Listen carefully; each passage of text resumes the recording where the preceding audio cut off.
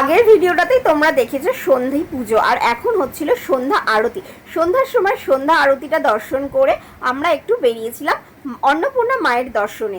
যেহেতু অন্নপূর্ণা পুজো হচ্ছে আমাদের এদিকে, প্রায় 2-3টে অন্নপূর্ণা পুজোও হয়, তো সেই জন্য সেখানে মায়ের দর্শনে, অন্নপূর্ণা মায়ের দর্শনে বেরিয়ে পড়েছিলাম। দেখতেই পাচ্ছ চারিদিকে আলোয় আলো, আর বেশ পুজো পুজো ব্যাপারটা হচ্ছে। আর এখানে না অনেক জায়গাতেই মা অন্নপূর্ণার ভোগ প্রসাদ খাওয়ানো হয়, তো সেই জন্যই আমরা প্রথমে অন্নপূর্ণা মা দর্শন করে তারপর ভোগ প্রসাদের জন্য দাঁড়িয়ে গেছিলাম। এই জায়গাটা ছিল রথখোলা। রথখোলায় দেওয়া হচ্ছিল পুষ্পর্ণ, বোঁদে, আর সাথে ছিল আলুর দম। তো আমি, দিদি, গুবলু, সুদীপ প্রত্যেকেই আর কি নিয়ে নিয়েছিলাম পুষ্পর্ণ, বোঁদে এবং আলুর দম। গুবলুকে আলুর দমটা দেওয়া হয়নি, কারণ ও তো ঝাল খেতে পারবে না, তাই।